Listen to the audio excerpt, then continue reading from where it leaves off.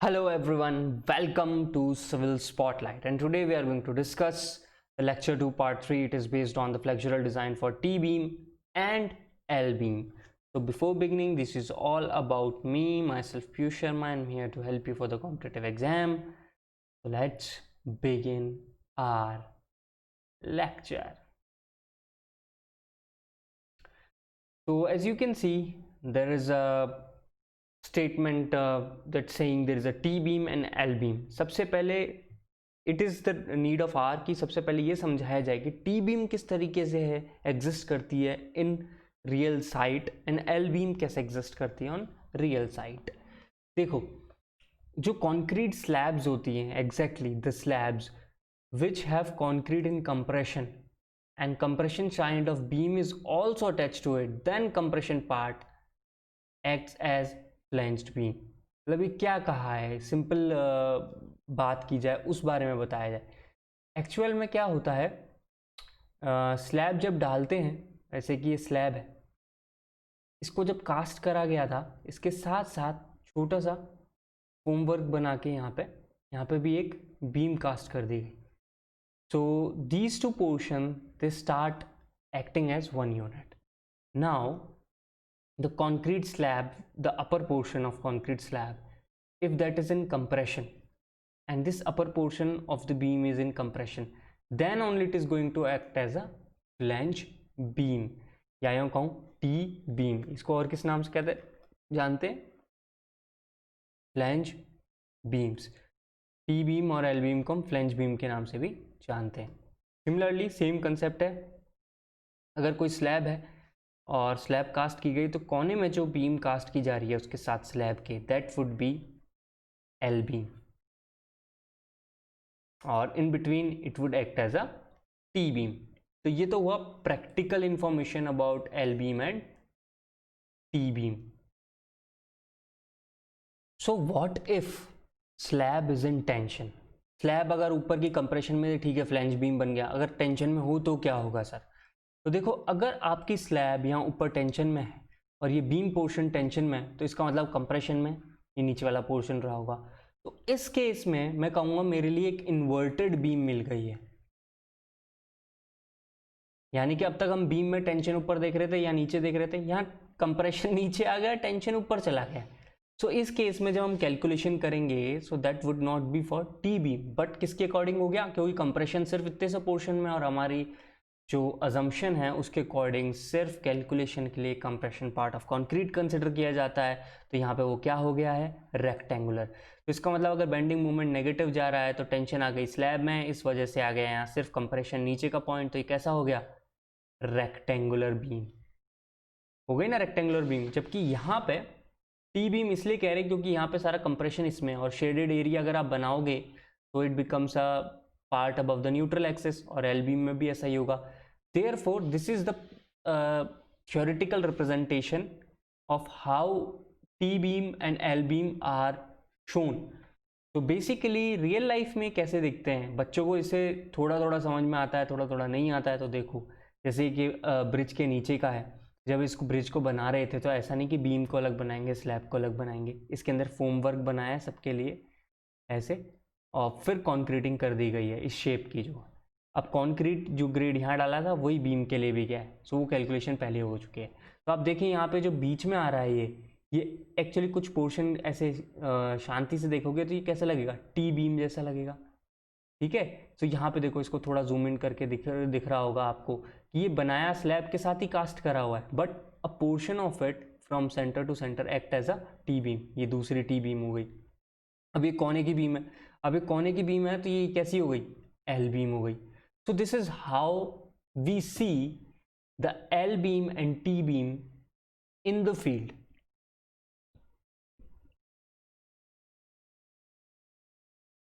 तो कोड से एक और इम्पॉर्टेंट पोर्शन मुझे मिला, मुझे लगा ये डिस्कस करना चाहिए, बिकॉज ये एक बार मैंने किसी PSU के पेपर में देखा था इससे रिलेटेड क्वेश्चन.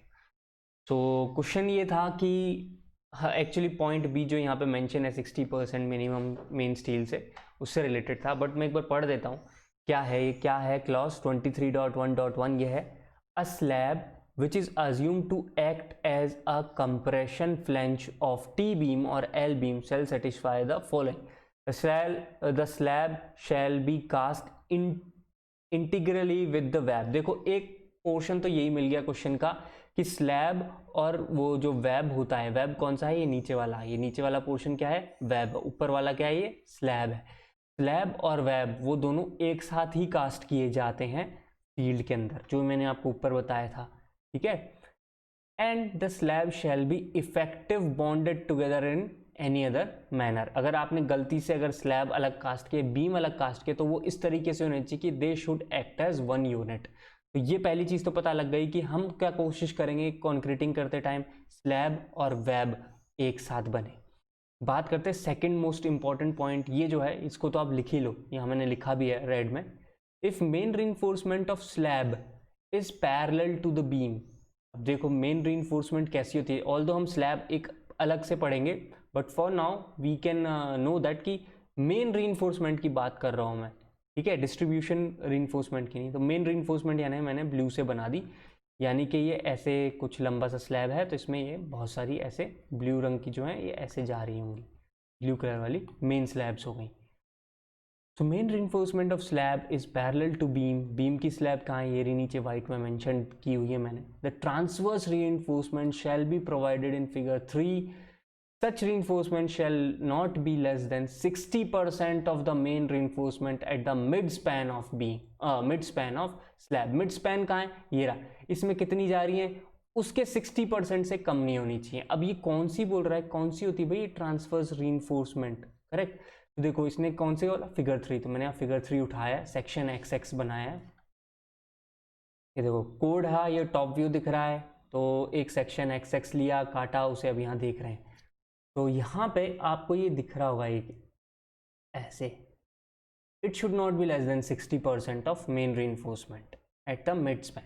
तो बढ़िया से मैं बना देता हूँ यार, ये जो बनाई है ना मैंने वाइट से, देखो अलग से, ये जो होती है ये वाली 60% ऑफ मेन रीइंफोर्समेंट से कम ना हो। तो आप अपनी नोटबुक्स में बनाना चाहें तो इस तरीके से बना लेना, ये ज़्यादा बेटरली आपको याद रहेगी। चलिए आगे चलते हैं।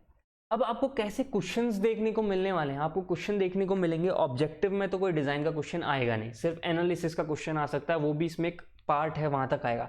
बट मैं आपको तीनों पार्ट डिस्कस करूंगा यहाँ पे, और इसलिए मैंने यहाँ पे एक स्टेप बाय स्टेप अप्रोच रखी है, जिसमें मैं अच्छे से बता सकूं कि कौन सी चीज़ क्या है। देखिए आप पहले तो कि जो इफेक्टिव विड्थ ऑफ फ्लैंज है उसको निकालना पड़ता है हमें, उसको हमने नाम दिया है BF, यानी कि इफेक्टिव विड्थ ऑफ फ्लैंज। अब ये क्या चीज़ है, कोई टी बीम है, आइसोलेटेड टी बीम है, ठीक है, आइसोलेटेड टी बीम सबसे इजी है, उसको देखते हैं। अगर आपको कोई टी बीम दी है जिसकी ये फ्लैंज विड्थ B थी, इसकी डेप्थ ऑफ स्लैब DF है, मैंने ये सब लिखता नहीं हूँ, आपको मैं बोल चुका हूँ, यहाँ पे आप चाहो तो लिख लेना। B क्या है, ये गिवन विड्थ है, गिवन विड्थ, ये क्या है, ये है डेप्थ ऑफ स्लैब।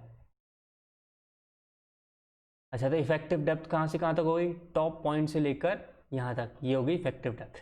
तो इसका जो विड्थ है, हम जितनी भी कैलकुलेशन करने वाले हैं टी बीम के लिए, वो हम इफेक्टिव विड्थ के अकॉर्डिंग करेंगे, जो यहाँ मैंने ग्रीन से मार्क किया है, वो क्या होगी, गिवन विड्थ से थोड़ी कम आएगी। उसका फॉर्मूला क्या है, कोड ने जो फॉर्मूला दिया है, ये IS कोड में मेंशन है फॉर्मूला। तो effective width is equals to L0 divided by L0 by B plus 4 plus BW। अब सर ये क्या क्या चीज़ें हैं बता दो। और ये जो BF है, ऑब्वियसली ये जो इफेक्टिव विड्थ है ये गिवन विड्थ B से कम होगी। अच्छा, एक बार L बीम का भी फॉर्मूला देख लेते हैं, फिर मैं आपको ये टर्म्स जो हैं बता दूंगा क्या क्या रिप्रेजेंट करते हैं। BW क्या है, ये क्या है, वैसे BW आप समझ गए होंगे, विड्थ ऑफ वेब है, बट फिर भी एक बार L बीम का और फॉर्मूला देख लो। कुछ भी नहीं, जो ऊपर वाला फॉर्मूला है L0 divided by L0 by B plus 4 plus BW, इसको 0.5 से मल्टीप्लाई कर दो तो वो L बीम हो गया। मतलब आपको बार बार ये दिखने वाला है, टी बीम याद कर लो, उसको अगर आप 0.5 से मल्टीप्लाई कर दोगे तो आपको वो L बीम मिल जाएगी। ये बार बार देखने को मिलेगा आपको, ठीक है, सिर्फ विड्थ ऑफ वेब छोड़ के, बाकी सब चीज से मल्टीप्लाई कर दो 0.5 से, वो बन गई L बीम। चलो देखते हैं L0 क्या है। L0 is the distance between zero bending movement points in beam. Zero bending movement points in beam कौन कौन से, जैसे कि simply supported beam low, simply supported beam का बेंडिंग मोमेंट डायग्राम बनाओगे तो कुछ ऐसा ही बनेगा। So distance between zero bending moment points in beam, तो यहाँ एल नॉट एल के बराबर हो गया। पर अगर सर आपने फिक्स्ड बीम ले ली तो यार फिक्स्ड बीम में आपने देखा होगा स्ट्रक्चर एनालिसिस मैंने बहुत अच्छे से बताया कि आपका ये नेगेटिव होता है, फिर पॉजिटिव होता है, फिर नेगेटिव होता है, तो कहीं ना कहीं इतना होगा। तो कोड ने बोला यार तुम ऐसे वैसे कैलकुलेट मत करो, हमारी मान लो, हमारी कितनी मान लो, L not is equal to 0.7 L. अगर ये पूरी लेंथ एल है तो जो आपका एल नॉट होगा इफेक्टिव लेंथ फॉर फ्लैंज है ना, वो क्या होगा, वो ये distance between zero bending moment point, वो 0.7 टाइम्स दी एल होगा। तीसरी इंपॉर्टेंट चीज उसने बात की कंटिन्यूस बीम की, इसने हमारे IS 456 ने कंटिन्यूस बीम में, जैसे कि अभी ये दो बीच के रिएक्शन इनके बीच में एल है, तो एल नॉट की वैल्यू क्या होगी, L not is equals to 0.7 L. छोटी सी मिस्टेक हो गई यहाँ पे, एल नॉट पीछे चला गया, तो करेक्ट कर देता हूँ मैं।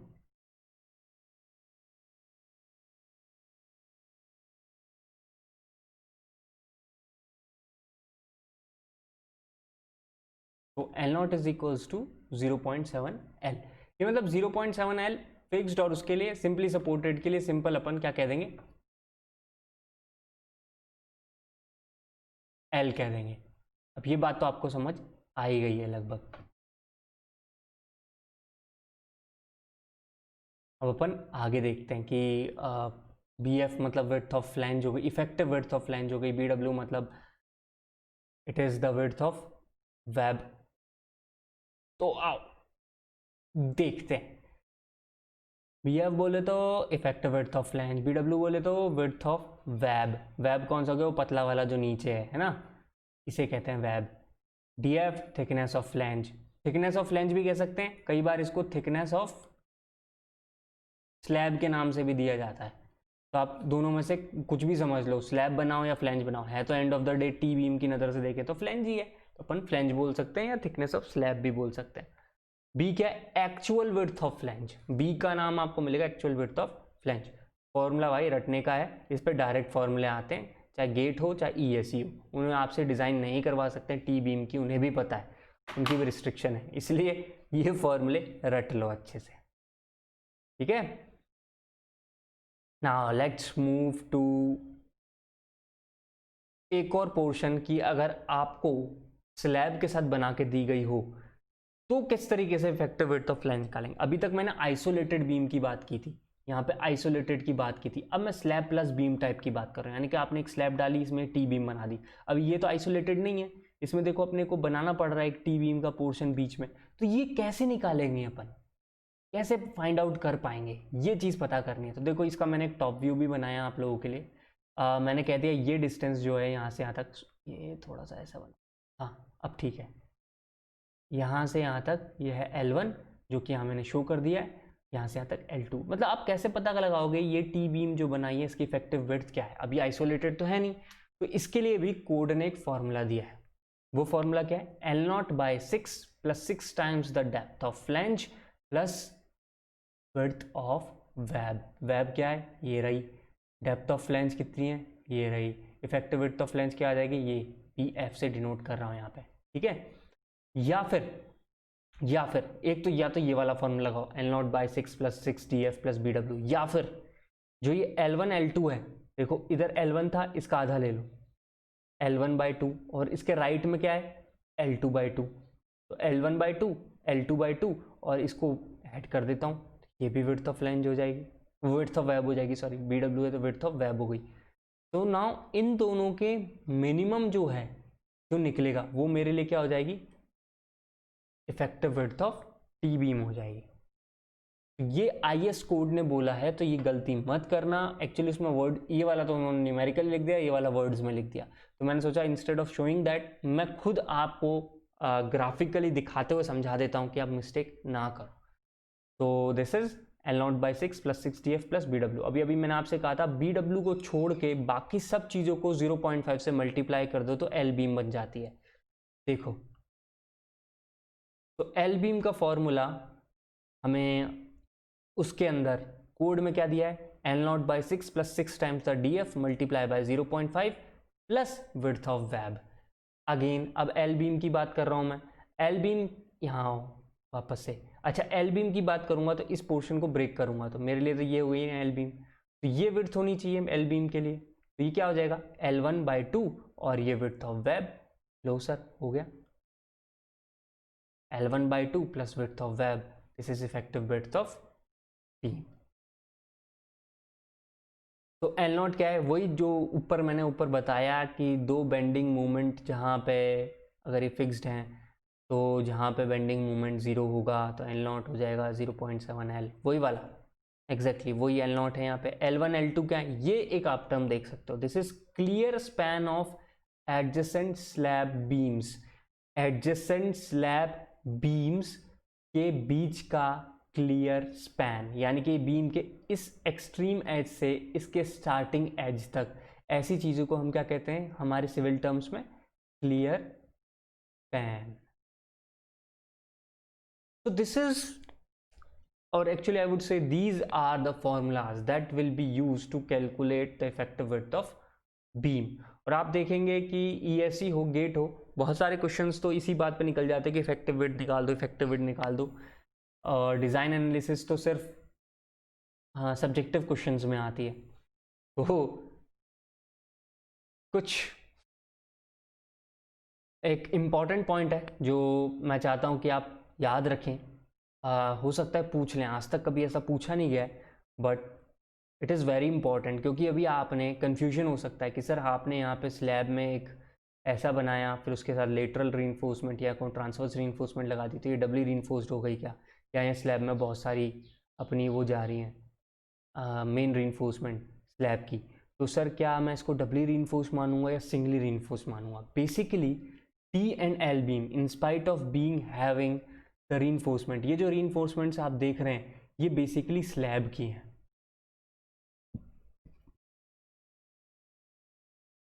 स्लैब की हैं, मतलब हमने जब स्लैब को डिज़ाइन करेंगे तो उसके अकॉर्डिंग इसको डिज़ाइन करेंगे। हम कभी ये नहीं बोलेंगे कि टी बीम या एल बीम जो है वो डबली रीइंफोर्स्ड है, सिंपली ये सोच के चलेंगे कि टी बीम और एल बीम कैसी हैं, सिंगली रीइंफोर्स्ड हैं, और इसी के अकॉर्डिंग हम डिज़ाइन कैलकुलेशंस करते हैं। तो हम किस तरीके से चलेगा, कंजर्वेटिव साइड चलेगा। In real life it could be doubly reinforced beam, yes it can act as a doubly reinforced beam, but हमको फायदा हो रहा है ना, हम कंजर्वेटिव साइड जा रहे हैं इसलिए हम बेटर डिज़ाइन कर पा रहे हैं। तो it is better and it is recommended, और आप कभी भी बुक्स उठाओगे ना हमेशा आपको सिंगली रीइंफोर्स्ड बीम ही मिलने वाली है, टी एंड एल बीम। चलिए अब एनालिसिस करते हैं।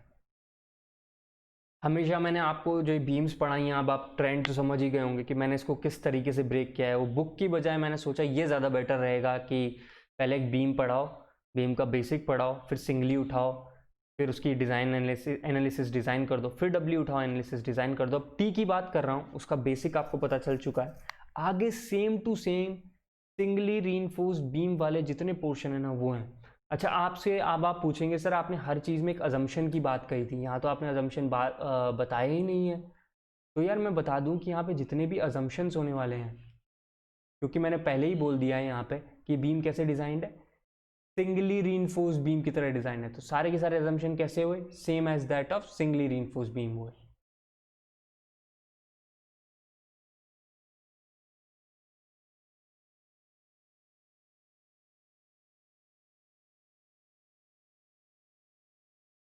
तो दिस इज द थिंग कि आप एल बीम टी बीम देख के बस कंफ्यूज ना हो, कुछ भी नहीं है, बस एक स्लैब को ऐड कर देते हैं कैलकुलेशन के अंदर और बोलते हैं कि वो हो गया टी बीम। तो बेसिकली बेसिक डिज़ाइन जो है, नेचर है, अजम्पशंस हैं, they all are with respect to singly reinforced beam. चलिए एक देखते हैं analysis of T beam and L beam.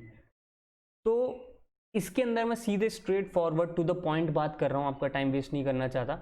उसमें सीधे इन्होंने 3 केस बनाए हैं, इंजीनियर्स ने या कौन साइंटिस्ट ने जो भी हैं, but I will use the word engineers, okay that suits us well.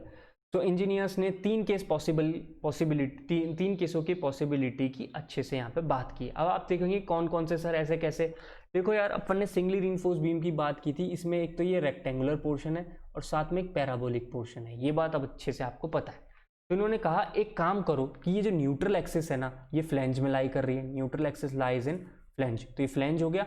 इसके अंदर देखो जो डेप्थ ऑफ डीएफ है यानी कि डेप्थ ऑफ स्लैब है उससे कम है हमारी न्यूट्रल एक्सिस की depth.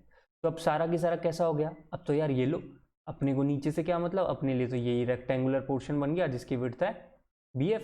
Solve it now for movement of resistance, easy हो जाएगा। फिर दूसरा इंजीनियर्स ने बोला यार एक काम करो, अपन है ना इस तरीके से कहते हैं कि न्यूट्रल एक्सिस वेब में है और साथ में जो 0.22 स्ट्रेन वाला पोर्शन होता है, कौन सा, यानी कि जहाँ से पैराबोला खत्म होता है रेक्टेंगल स्टार्ट होता है, ये डेप्थ ऑफ फ्लेंज के नीचे है, डेप्थ ऑफ फ्लेंज के नीचे। देखो ऐसा करने से क्या फ़ायदा होता है, मैंने तुम्हें कितनी अच्छे तरीके से वो डेरिवेशन करके दिखाया था जिसमें मैंने कहा था force is equals to stress into area. देखा, अब देखो पैराबोला है और ये नीचे वाला बचा कुचा पोर्शन का भी एरिया ये आ गया, तो अब आसान हो जाएगा है ना। और नीचे वाले का पोर्शन सिर्फ रेक्टेंगल है, तो फोर्स इनटू एरिया। मैं नीचे कैलकुलेशन भी दिखाऊंगा, चिंता मत करो, बस ये ग्राफिकल रिप्रेजेंटेशन बता रहा हूँ। अब थर्ड पोर्शन की बात करते हैं। थर्ड पोर्शन ये कहता है जो 3/7 एक्स यानी कि 0.002 स्ट्रेन वाला जो पॉइंट है ये न्यूट्रल एक्सिस में आ गया। अब देखो न्यूट्रल एक्सिस में आ गया तो ये लो, तो ये वाला पोर्शन ही तो हुआ हमारे पास सिर्फ फॉर ये रेक्टेंगुलर पोर्शन, और इसके नीचे वाला सारा की सारा मुझे अलग से देखना पड़ेगा फॉर पैराबोलिक पोर्शन। तो ये तीन तरह की सिचुएशंस बन सकती हैं इन टी बीम। ये बात अब आपको क्लियर हो गई है, यानी कि इसको मैथमेटिकली कैसे रिप्रेजेंट कर रहे हैं। एक तो सीधा कि x U is less then depth of flange या डेप्थ ऑफ स्लैब। दूसरा 3/7 you is greater than depth of slab, depth of slab से 3/7 एक्स यू बड़ा है, और एक बार 3/7 एक्स यू छोटा है। तो we got it, okay sir. अच्छा, अपन ने limiting depth of neutral axis की बात की थी for singly reinforced beam, and we know that the result remains same even for the doubly reinforced, और वो क्या है 0.53D, 0.48D and 0.46D for Fe250, Fe415 and Fe500। So हमारा X U limiting even for T and L beam क्या रहने वाला है, same to same रहने वाला है। ओके चलो, कुछ एक चीज़ तो कम हुई याद करने के लिए, ठीक है। अच्छा, हमने LSM के अंदर मैंने WSM वर्सेस LSM पढ़ाया, फिर अच्छे से आपको बीम डिज़ाइन में सिंगली रीइंफोर्स में थोड़ा सा बेसिक समझाया कि कैसे डेप्थ ऑफ न्यूट्रल एक्सिस निकलती है WSM में और कैसे निकलती है LSM में। और LSM में मैंने क्या बोला था कि compression total is equals to tension total, या इनको compressive force is equals to tensile forces, यही बात की थी। तो यहाँ पे भी हम वही काम करेंगे, डिफरेंट केसेस उठाते हैं और उनके टेंशन और कंप्रेसिव फोर्स इक्वेट करते चलते हैं। आप भी कहेंगे बहुत ही बढ़िया सर, प्रोसीड। सबसे पहले केस 1 उठाते हैं। केस 1 कौन सा है, when neutral axis lies in the flange. Okay, if it is lying with in the flange तो एक्स यू की वैल्यू DF से छोटी होनी चाहिए, ठीक है सर। देखते हैं, चेक कर लेते हैं। Compression is equals to tension, तो मैंने यहाँ बनाया, टेंशन क्या होगा 0.87 FY into area of tensile steel, और कंप्रेसिव फोर्सेस हमें तो याद है 0.36 FCK, विड्थ की वैल्यू क्या हो जाएगी BF हो जाएगा। BF यानी कि effective width of flange into XU, हो गया कि नहीं। तो XU निकल आया कि नहीं, XU निकाल लिया सर। और मोमेंट ऑफ रेजिस्टेंस आपको याद है फोर्स इनटू लीवर आर्म, देखो वही करा है 0.36 FCK BF into XU into lever arm D-0.42 XU। और अगर आप स्टील की साइड से देखना चाहें तो multiplied with lever arm D-0.42 XU। Sir बहुत ही बढ़िया, अच्छा लगा, सही है, इजी सा था। एक्चुअल में आपको गेट और ESE में जनरली 99% क्वेश्चन ना यहीं तक के ही मिलते हैं। वो नहीं चाहते आपसे कि नीचे जो मैं केस डिस्कस करने वाला हूँ इनमें आओ, क्योंकि आप पहले इसको चेक करते हो तो इसी में ही 4-5 मिनट लग जाते हैं यार। हैंड से कैलकुलेट करने वाले हो आप लोग, उन्हें भी पता है, तो आपकी भी यार झाम बनी रहती है इतनी।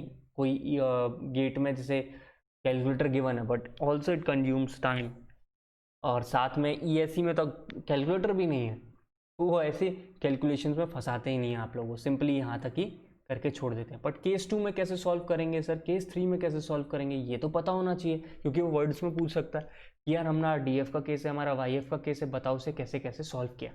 अब सर मैंने यहाँ वर्ड यूज़ किया DF case and YF case. DF का केस कौन सा है, वही ये वाला, जब आपका 3/7 XU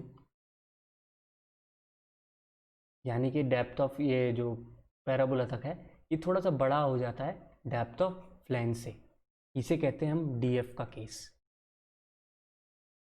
ठीक है, width of effective width of flange निकाल ली, गिवन विड्थ से सब कुछ कर लिया। अब इसको क्या करो, तुम दो पार्ट्स में ब्रेक कर दो। कैसे, देखो यहाँ डॉट डॉट डॉट करके मैंने इसको ऐसे बनाया,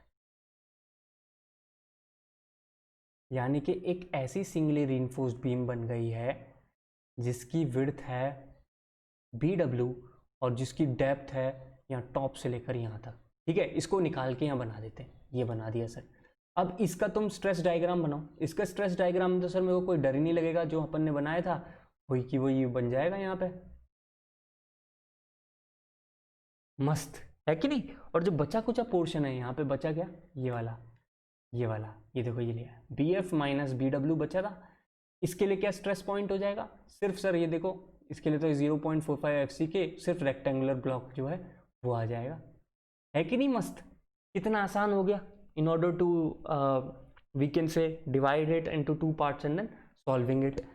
तो इसी चीज़ को अब दिखाते हैं। अब देखो तुमने इसको किस किस में तोड़ा, इस टी बीम को तुमने एक सिंगली रीइंफोर्स बीम में तोड़ा और एक सिर्फ ऊपर के सेक्शन में तोड़ा। तो ऑब्वियसली नीचे एक इमेजिनरी आपको टी बीम जैसा कुछ बनाना पड़ेगा जैसे अपन डबली रीइंफोर्स बीम में करते हैं। और आपको ये जो total area of tensile steel है इसको 2 पार्ट्स में ब्रेक कर देंगे, AST1 एंड AST2।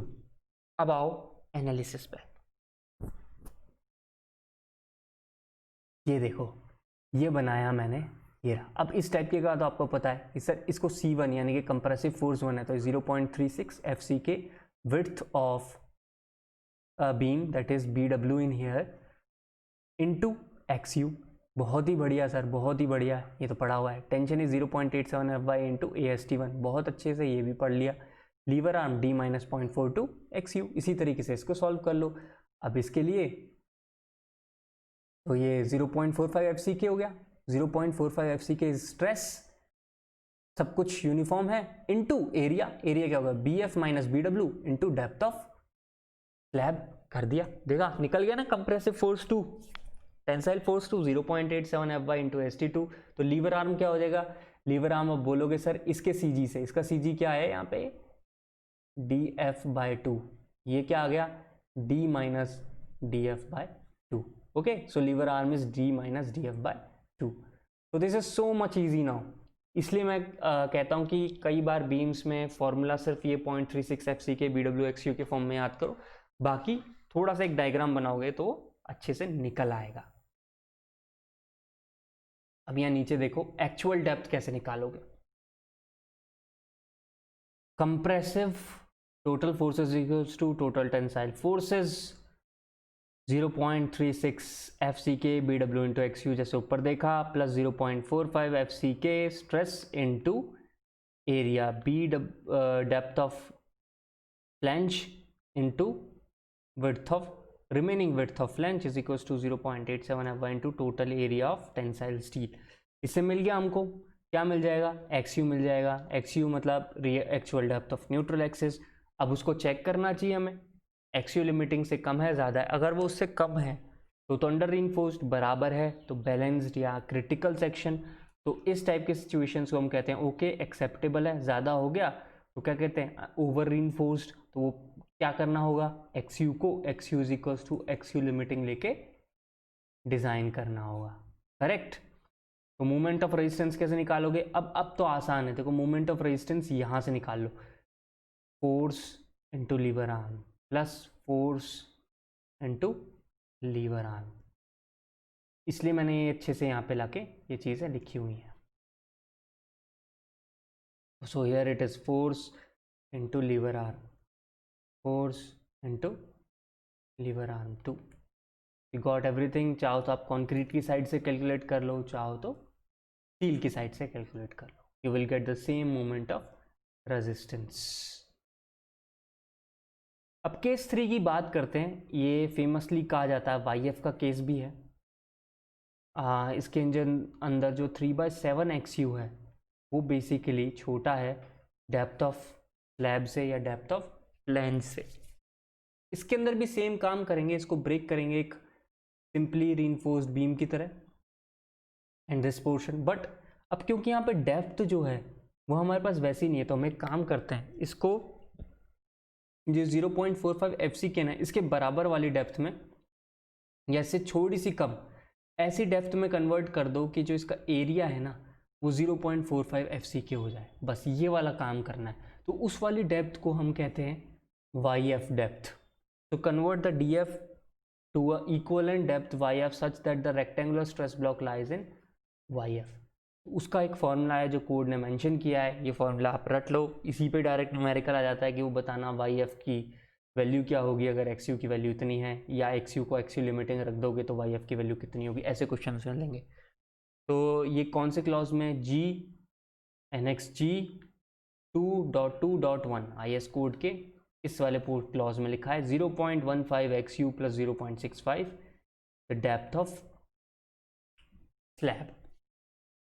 ये हो गई हमारी YF की वैल्यू। ओके सर, बहुत बढ़िया, YF की वैल्यू हो गई। तो अब पहले ये डेप्थ ऑफ फ्लैंज था, इसको YF में कन्वर्ट कर दिया मैंने। ओके, YF में कन्वर्ट करते ही जो स्ट्रेस ब्लॉक है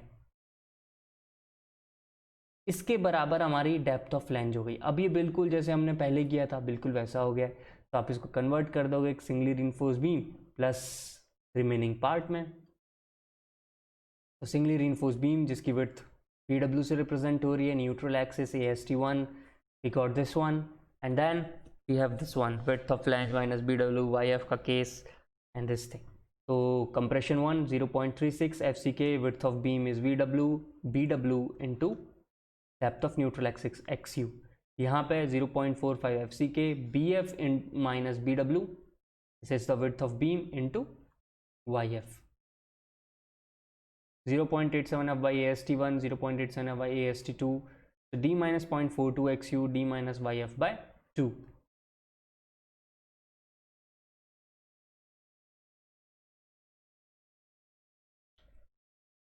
तो actual depth of neutral axis XU कैसे निकलेगी?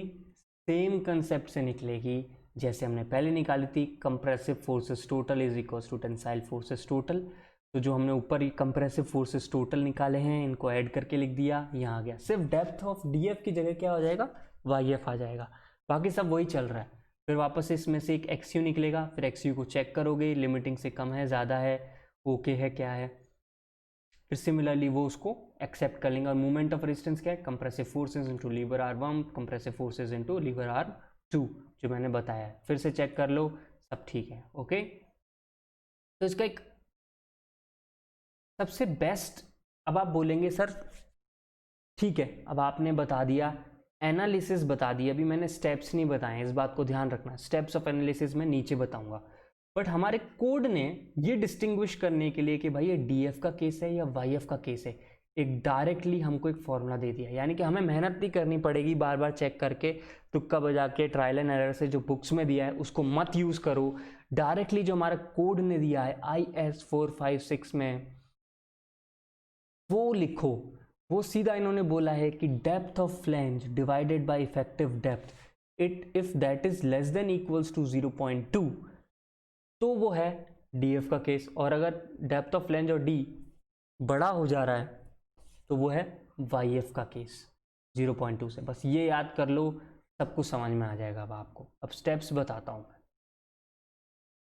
स्टेप्स क्या करना है? सबसे पहले तो आपको दिखी बीम, T बीम, निकालो XU लिमिटिंग, ये तो आपको पता है, स्टैंडर्ड फॉर्म से हम निकाल लेंगे। अब सबसे पहले ये मांगेंगे हम लोग स्टेप्स के अंदर अपने लिए depth, actual depth of neutral axis, तभी तो आप मूवमेंट ऑफ रेजिस्टेंस कैलकुलेट कर पाओगे। तो कैसे निकालना है XU? Sir total compressive forces equals to tensile forces. Okay, so सबसे पहला स्टेप क्या करेंगे, मतलब सबसे पहले क्या मानेंगे, अज्यूम कर लेता हूँ कि न्यूट्रल एक्सिस फ्लैंज के अंदर ही है। अगर भाई न्यूट्रल एक्सिस फ्लैंज के अंदर ही है तो मैं XU की वैल्यू निकालूंगा केस 1 के अकॉर्डिंग।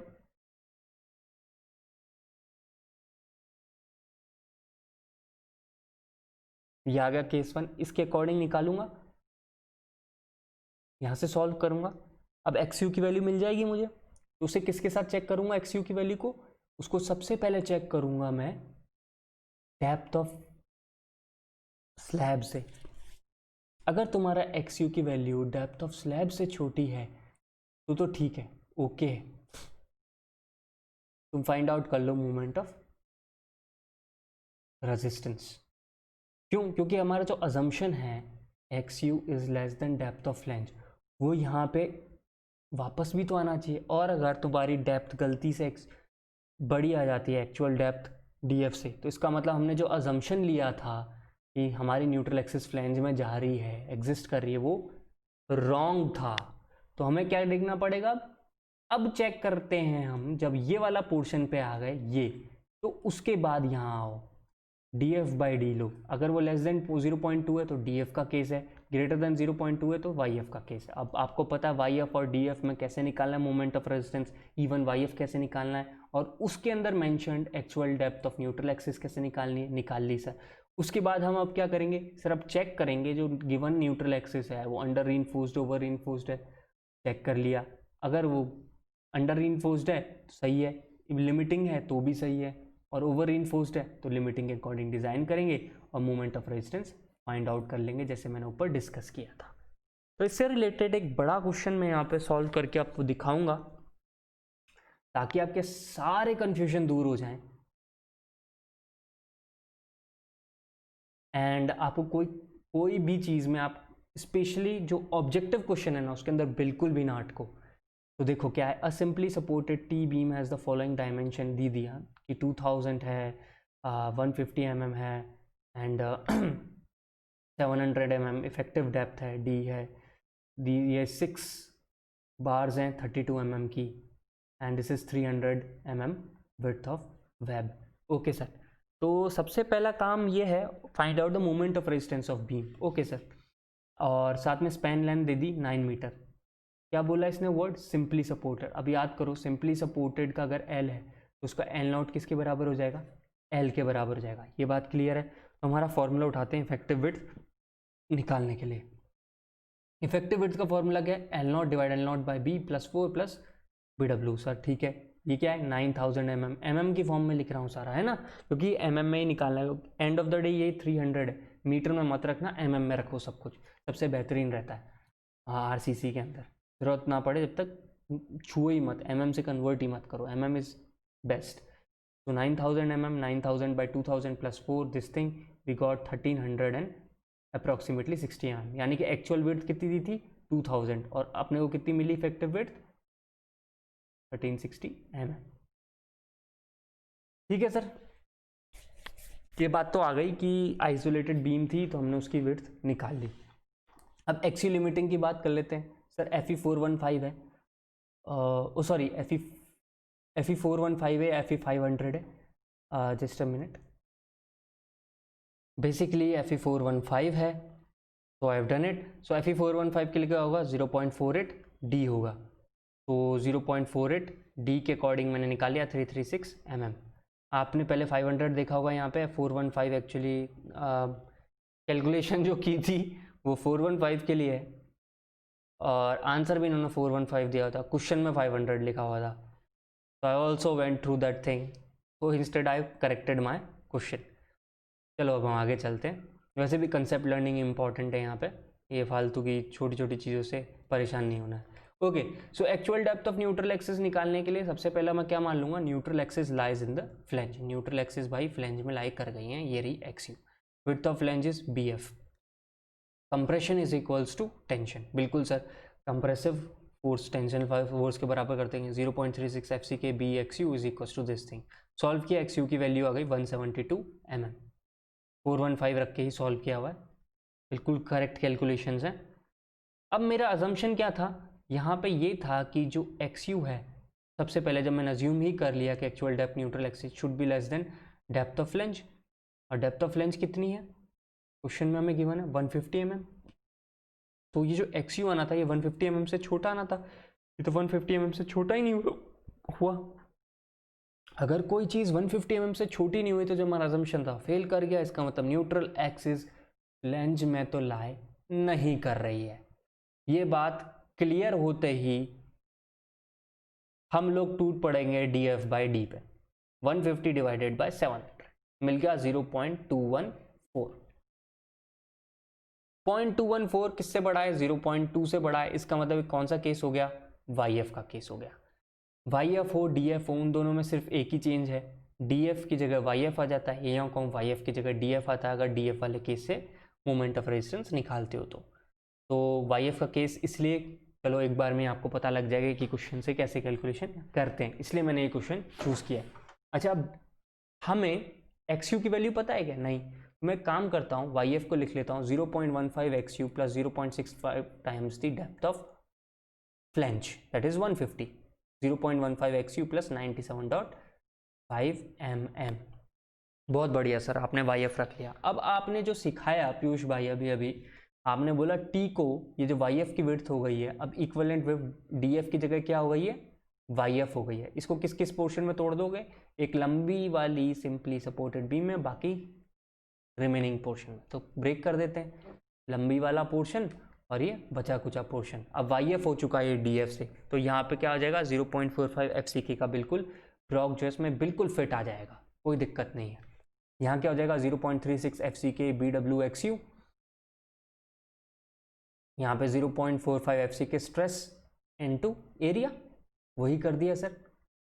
तो XU क्या होगा sir? Compression total is equals to tension total कर देते हैं। इन सब की वैल्यू रखी, XU की फॉर्म में रख देता हूँ। यहाँ XU, एक XU तो यहाँ आ गया, प्लस ये जो YF लिखा था हमने C2 में, इसको XU की फॉर्म में लिख देता हूँ।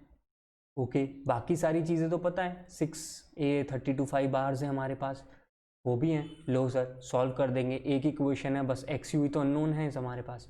सॉल्व किया, XU की वैल्यू आई 212 mm।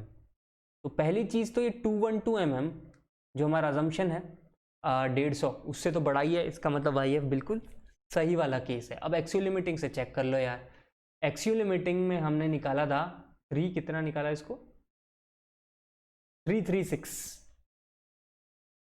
तो 212 इज लेस देन 336। ओके, बिल्कुल सही है सर, बढ़िया है।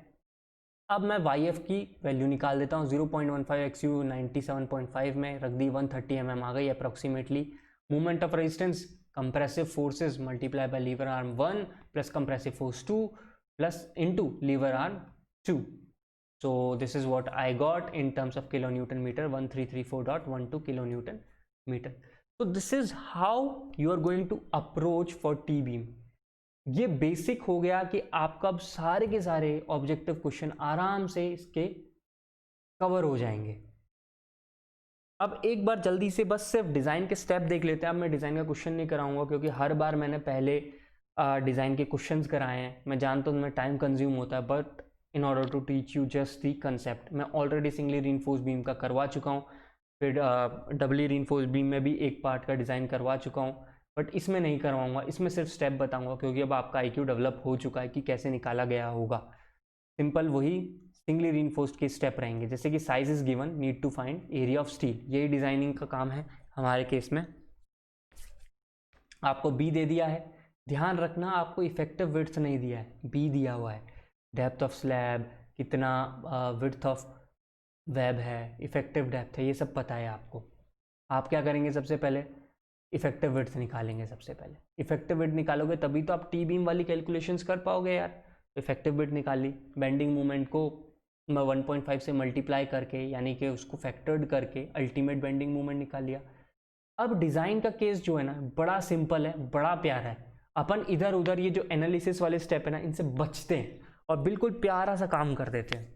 अपन क्या करते हैं, जैसे टीबी में अपन कहते हैं कि अगर यार XU की वैल्यू DF ही हो तो, यानी कि न्यूट्रल एक्सिस बिल्कुल जस्ट एज पे से पास करेगी, तो उस वाले एज तक का XU मानते हुए मोमेंट ऑफ रेजिस्टेंस को मैंने कहा MOR1, वो निकाल लेता हूं। ठीक है, मतलब आपको मैं बता रहा हूं कैसे अप्रोच करना, बड़ा इजी हो जाएगा। देखो इस तरीके से XU के DF के बराबर मान दिया, MOR1 माना, बिल्कुल इसके एज से गया, रख दिया 0.36 FCK BF XU D minus 0.442 XU। XU की वैल्यू क्या रखनी है, अब DF रखनी है, यानी कि डेप्थ ऑफ फ्लैंज रखनी है, रख के सॉल्व कर ली, ठीक है सर, MOR1 आ गया। फिर MOR2 ये क्या चीज़ है, अपन एक ऐसी कंडीशन बनाते हैं जिसमें ये जो 3/7 XU है ना, यही डेप्थ ऑफ फ्लैंज हो जाए। आ रही है बात समझ में?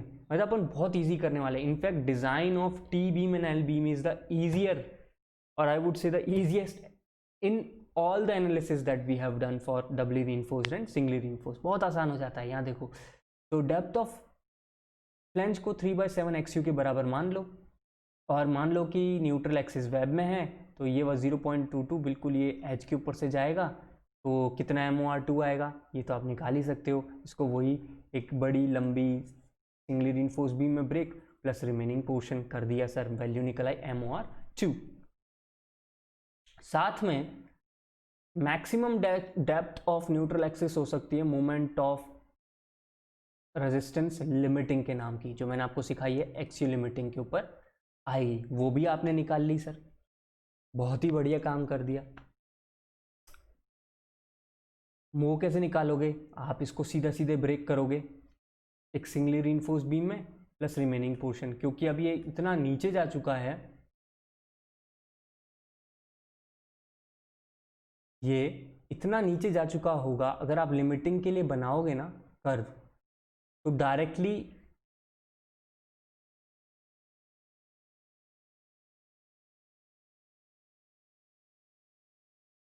मतलब उसके अंदर 0.45 FCK वाला पोर्शन आराम से आ जाएगा, सिर्फ और सिर्फ ये रिमेनिंग फ्रेंच वाले पोर्शन के लिए, तो हमें कोई दिक्कत ही नहीं है। तो this is 0.36 FCK BW XU limiting D minus this thing lever arm and 0.45 FCK stress into area BF minus BW into DF into lever arm, निकल के आ गया। अब आप चेक करो जो आपका गिवन बेंडिंग मोमेंट है उसके रेस्पेक्ट में। कैसे? अगर आपका जो अल्टीमेट बेंडिंग मोमेंट है वो MOR1 से कम हो गया, इसका मतलब न्यूट्रल एक्सिस कहाँ हो गई? फ्लैंज में हो गई। समझ में आ रही है बात? अच्छा, न्यूट्रल एक्सिस अगर बेंडिंग मोमेंट जो अल्टीमेट है वो अगर आपका MOR1 और MOR2 के बीच में आ जाए, इसका मतलब ये बिल्कुल जस्ट वो वाली कंडीशन हो गई कि पैराबोला का जो पोर्शन है ना यार, ये थोड़ा ऊपर चला गया फ्लैंज डेप्थ से, यानी कि YF कंडीशन, यानी कि YF का केस बन गया है। करेक्ट। एंड अगर बेंडिंग मोमेंट अल्टीमेट आपका MOR2 और MOR लिमिटिंग के बीच में है कहीं, इसका मतलब क्या है? वो DF का केस है। समझ गए? तो इस तरीके से डिजाइन करते हैं और वैल्यूज निकाल देते हैं। इसके बाद सीधे सीधे आप मोमेंट ऑफ रेजिस्टेंस के बराबर कीजिए, एरिया ऑफ स्टील निकाल लीजिए। इसके ऊपर मैं कोई न्यूमेरिकल नहीं कराऊंगा इस बार, डिज़ाइन पे बहुत करवा चुका हूँ। सो आई होप टाइम भी वेस्ट नहीं करना है, ऐसे क्वेश्चन कभी आएंगे भी नहीं आपके पास। सिर्फ ये पूछ सकता है, ये वाला ज़रूर पूछ सकता है आपसे कि ऑब्जेक्टिव में ऐसा एक फिगर बना देगा, ऐसी लाइन बना देगा जैसे मैंने बनाई है, और बोले बेंडिंग मोमेंट अल्टीमेट अगर यहाँ पे है तो बताओ कौन सा केस है, तो आपको तुरंत याद होना चाहिए कि YF का केस है। इन दोनों के बीच में तो DF का केस है, यहाँ है तो it is in the neutral axis, sorry in the flange. तो एक क्वेश्चन और है जिसके अंदर मैंने बहुत 25 ईयर्स ऑफ क्वेश्चन के SSC JEE देखा, गेट देखा और ESE देखे। मेरे को ऐसा लगा मैंने सारा जो थ्योरी में पढ़ाया है ना उस पर डायरेक्टली क्वेश्चन पूछा गया है, तो मैं कौन सा क्वेश्चन उठाऊं आपसे, कौन सा क्वेश्चन पूछूं? तो सिंपल एक इस टाइप के क्वेश्चन है, जैसे फॉर एग्जांपल ये देखो, a T beam roof section as following particulars, thickness of slab is 100 mm, width of rib, rib क्या होता है सर? वेब होता है, ठीक है ना, 300 mm, depth of beam 500 mm, okay, effective span 6 metre, distance between points of contraflexure 3.6 metre, what is the effective width of T beam? Effective width of T beam अगर ये कंटिन्यूस का part है तो L0/6 DF प्लस BW, यहाँ पे L0 कहता है zero bending movement के बीच का पार्ट, जो कि यहाँ पे 3.6 मीटर गिवन था, ये लिख दिया सर। फिर इसको भी mm में कन्वर्ट करके सारा निकाल दो, 1500 mm आ रहा है। तो ऐसे बच्चों जैसे क्वेश्चन है direct formula based. So I thought why to waste our time, मैंने जब इतने अच्छे से डिज़ाइन समझा दिया, इतने अच्छे से एनालिसिस समझा दी, तो ये आपके लिए क्वेश्चन बिल्कुल डायरेक्ट फॉर्मूला बेस्ड ही हो गए हैं। तो अब आप खुद कर सकते हैं ये सारे क्वेश्चन। तो डिटरमाइन एक और क्वेश्चन है जो मैं यहाँ डिस्कस करना चाहता हूँ। ऑब्वियसली मैं इसका डिज़ाइन मोमेंट ऑफ रेजिस्टेंस नहीं निकालने वाला हूँ, बट आपको एक इम्पॉर्टेंट चीज़ बताने वाला हूँ। वो क्या है? Determine moment of resistance for T beam as per the flange width. ये फ्लैंज विड्थ दी है, इफेक्टिव विड्थ नहीं दी है, ठीक है। So this is 2000 mm। इसका मतलब आपको इफेक्टिव विड्थ निकालनी पड़ेगी। डेप्थ दे दी, विड्थ दे दी, डी दे दिया, ये एरिया ऑफ स्टील भी पकड़ा दिया, M25 415 सब दे दिया, वेरी गुड। हमने लगा दिया formula sir, L naught by B plus 4 plus BW, ठीक है सर। L नॉट की वैल्यू नहीं दी ना हरामखोरों ने। जब L नॉट की वैल्यू नहीं गिवन हो तो अब क्या करोगे, ये फॉर्मूला तो इनवैलिड हो गया। तो उस केस में तुम ये अज्यूम कर लोगे जो गिवन फ्लैंज विड्थ है यही बेसिकली इफेक्टिव विड्थ है, और इसके बाद अब सॉल्व कर देना। सो this is the question that I really found कि आप लोग जिसमें मर सकते थे, ये वाला क्वेश्चन स्पेशली। यार हम कैसे निकालेंगे इफेक्टिव विड्थ ऑफ फ्लैंज, अब क्या करें, कुछ नहीं ऑप्शन है तो इसको ही इफेक्टिव विड्थ ऑफ फ्लैंज मानो और क्वेश्चन को सॉल्व कर डालो, इसके बाद आप कर सकते। तो गाइज अब तक मैंने सारा की सारा पोर्शन जो फ्लेक्सुरल डिज़ाइन का था उनको छोटे छोटे पोर्शन में ब्रेक करके यहाँ पे कंप्लीट कर दिया है। तो अब आप आराम से 25 इयर्स ऑफ क्वेश्चन लगाओ फ्लेक्सुरल डिज़ाइन पे। बट अभी शेयर के क्वेश्चंस आए और बॉन्ड स्ट्रेंथ के क्वेश्चन आए, वो मत करना। अब हम नेक्स्ट लेसन जो है शेयर का, फिर उसके बाद बॉन्ड का लेंगे, फिर और थोड़ी एक छोटी छोटी चीज़ें बची हैं कि आपका सपोर्ट विड्थ कितनी होती है वगैरह वगैरह, वो एक ही लेक्चर में पूरा कवर करूँगा उन दोनों के बाद, और फिर उसके बाद स्लैब स्टार्ट करेंगे। So this is all, thank you, keep revising and keep sharing. Please subscribe this video, बहुत कम सब्सक्रिप्शन आ रहे हैं, प्लीज़ सब्सक्राइब करो, शेयर करो अपने दोस्तों के साथ। एंड चलिए मिलते हैं अगली बार नेक्स्ट लेक्चर में।